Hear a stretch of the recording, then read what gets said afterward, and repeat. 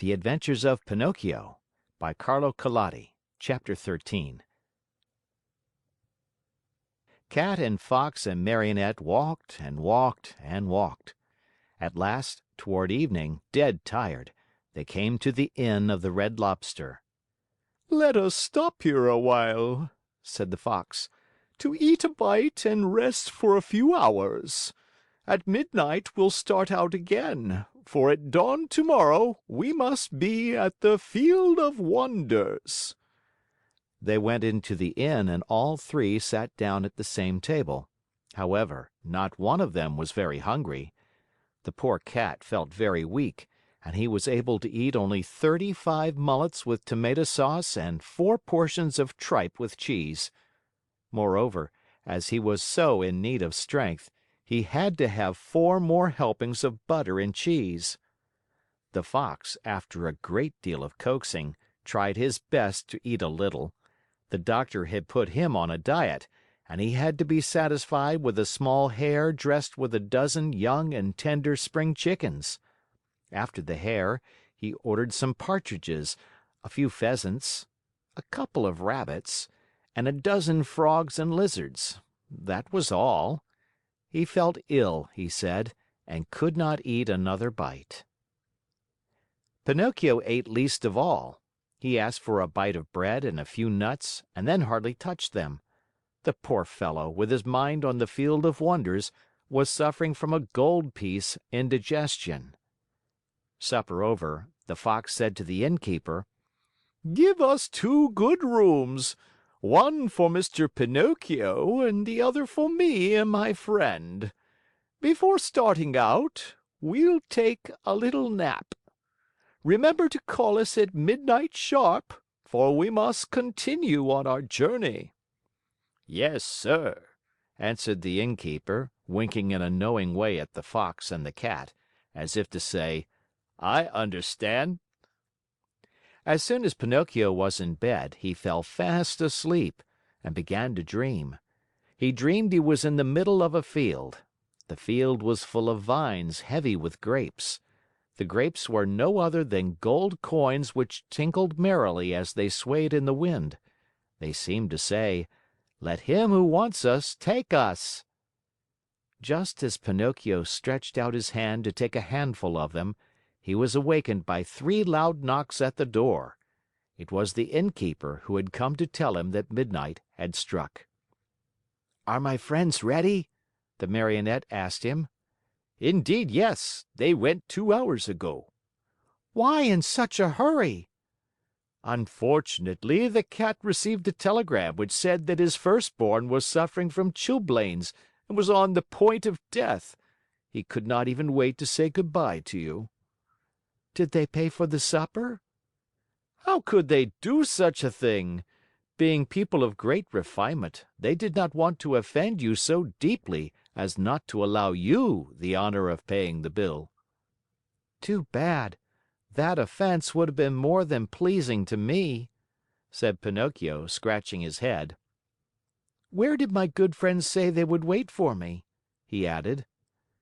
"At the Field of Wonders, at sunrise tomorrow morning." Pinocchio paid a gold piece for the 3 suppers and started on his way toward the field that was to make him a rich man. He walked on, not knowing where he was going, for it was dark, so dark that not a thing was visible. Round about him, not a leaf stirred. A few bats skimmed his nose now and again and scared him half to death. Once or twice he shouted, "Who goes there?" And the faraway hills echoed back to him, "Who goes there? Who goes there? Who goes?" As he walked, Pinocchio noticed a tiny insect glimmering on the trunk of a tree, a small being that glowed with a pale, soft light. "Who are you?" he asked. "I am the ghost of the Talking Cricket," answered the little being in a faint voice that sounded as if it came from a faraway world. "What do you want?" asked the Marionette. "I want to give you a few words of good advice. Return home and give the 4 gold pieces you have left to your poor old father, who is weeping because he has not seen you for many a day. Tomorrow my father will be a rich man, for these 4 gold pieces will become 2,000. Don't listen to those who promise you wealth overnight, my boy. As a rule, they are either fools or swindlers. Listen to me and go home." "But I want to go on." "The hour is late." "I want to go on." "The night is very dark." "I want to go on." "The road is dangerous." "I want to go on." "Remember that boys who insist on having their own way sooner or later come to grief." "The same nonsense. Good bye, Cricket." "Good night, Pinocchio, and may Heaven preserve you from the assassins." There was silence for a minute, and the light of the talking Cricket disappeared suddenly, just as if someone had snuffed it out. Once again, the road was plunged in darkness. End of chapter.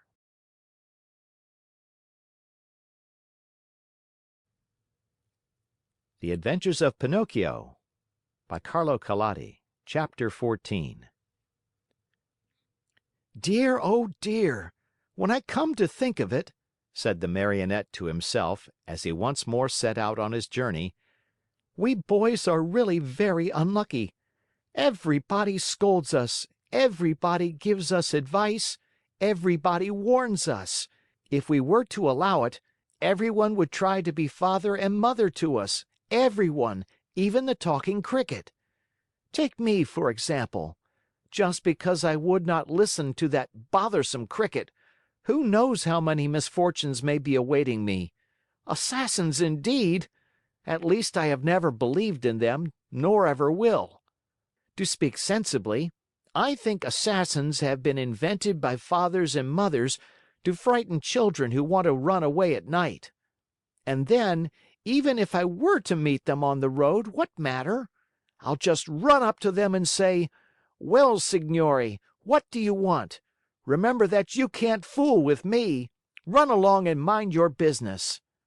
At such a speech, I can almost see those poor fellows running like the wind.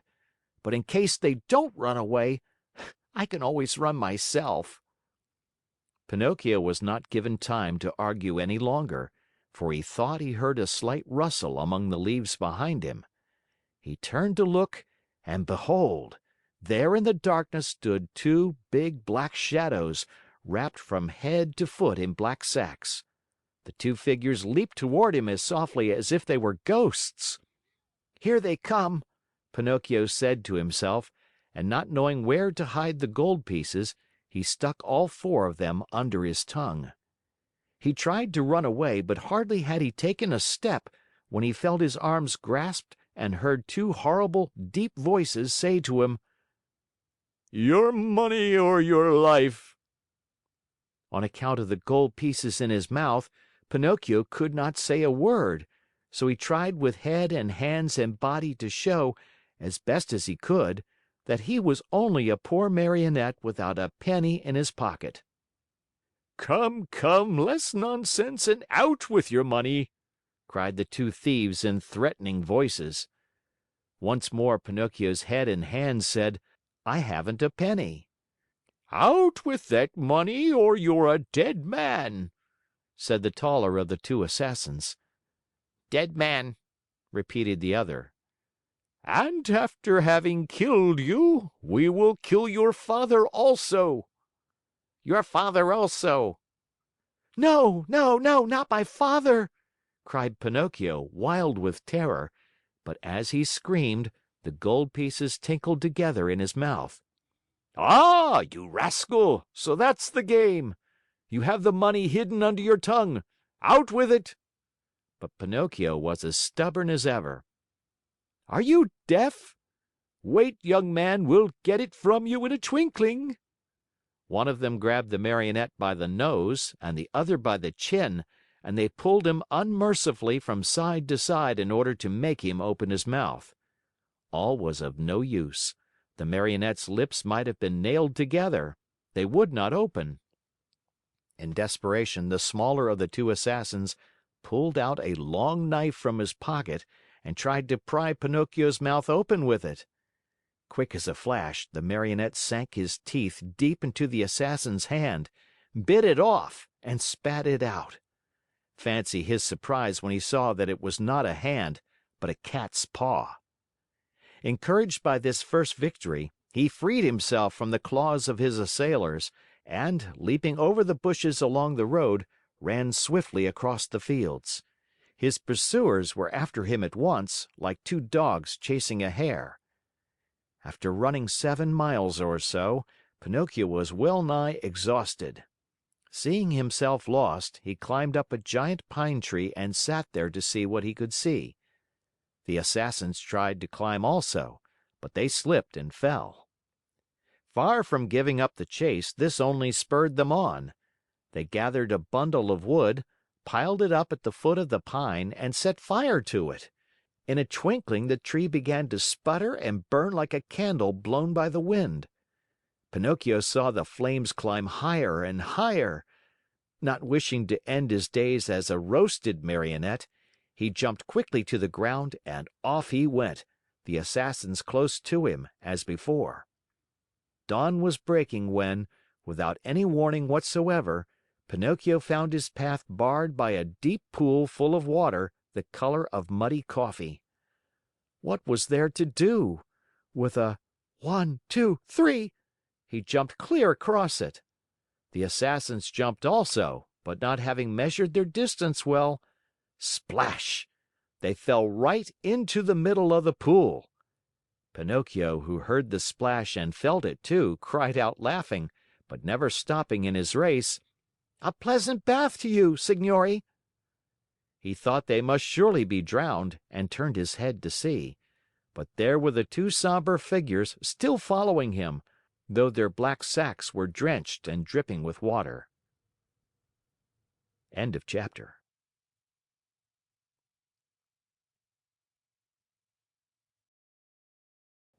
The Adventures of Pinocchio by Carlo Collodi. Chapter 15. As he ran, the Marionette felt more and more certain that he would have to give himself up into the hands of his pursuers. Suddenly, he saw a little cottage gleaming white as the snow among the trees of the forest. "If I have enough breath left with which to reach that little house, I may be saved," he said to himself. Not waiting another moment, he darted swiftly through the woods, the Assassins still after him. After a hard race of almost an hour, tired and out of breath, Pinocchio finally reached the door of the cottage and knocked. No one answered. He knocked again, harder than before, for behind him he heard the steps and the labored breathing of his persecutors. The same silence followed. As knocking was of no use, Pinocchio, in despair, began to kick and bang against the door, as if he wanted to break it. At the noise, a window opened and a lovely maiden looked out. She had azure hair and a face white as wax. Her eyes were closed and her hands crossed on her breast. With a voice so weak that it could hardly be heard, she whispered, "No one lives in this house. Everyone is dead." "Won't you at least open the door for me?" cried Pinocchio in a beseeching voice. "I also am dead." "Dead? What are you doing at the window then?" "I am waiting for the coffin to take me away." After these words, the little girl disappeared, and the window closed without a sound. "Oh, lovely maiden with azure hair!" cried Pinocchio. "Open, I beg of you! Take pity on a poor boy who is being chased by two He did not finish, for two powerful hands grasped him by the neck and the same two horrible voices growled threateningly, "Now we have you!" The Marionette, seeing death dancing before him, trembled so hard that the joints of his legs rattled and the coins tinkled under his tongue. "Well," the Assassins asked, "will you open your mouth now or not? Ah, you do not answer. Very well, this time you shall open it." Taking out two long, sharp knives, they struck two heavy blows on the Marionette's back. Happily for him, Pinocchio was made of very hard wood, and the knives broke into 1,000 pieces. The Assassins looked at each other in dismay, holding the handles of the knives in their hands. "I understand," said one of them to the other. "There is nothing left to do now but to hang him." To hang him, repeated the other. They tied Pinocchio's hands behind his shoulders and slipped the noose around his neck. Throwing the rope over the high limb of a giant oak tree, they pulled till the poor Marionette hung far up in space. Satisfied with their work, they sat on the grass, waiting for Pinocchio to give his last gasp. But after 3 hours the Marionette's eyes were still open, his mouth still shut, and his legs kicked harder than ever. Tired of waiting, the Assassins called to him mockingly, "Goodbye till tomorrow. When we return in the morning, we hope you'll be polite enough to let us find you dead and gone, and with your mouth wide open." With these words, they went. A few minutes went by, and then a wild wind started to blow. As it shrieked and moaned, the poor little sufferer was blown to and fro like the hammer of a bell. The rocking made him seasick, and the noose, becoming tighter and tighter, choked him. Little by little, a film covered his eyes. Death was creeping nearer and nearer, and the Marionette still hoped for some good soul to come to his rescue, but no one appeared. As he was about to die, he thought of his poor old father, and hardly conscious of what he was saying, murmured to himself, "Oh, Father, dear Father, if you were only here!" These were his last words. He closed his eyes, opened his mouth, stretched out his legs, and hung there as if he were dead. End of chapter.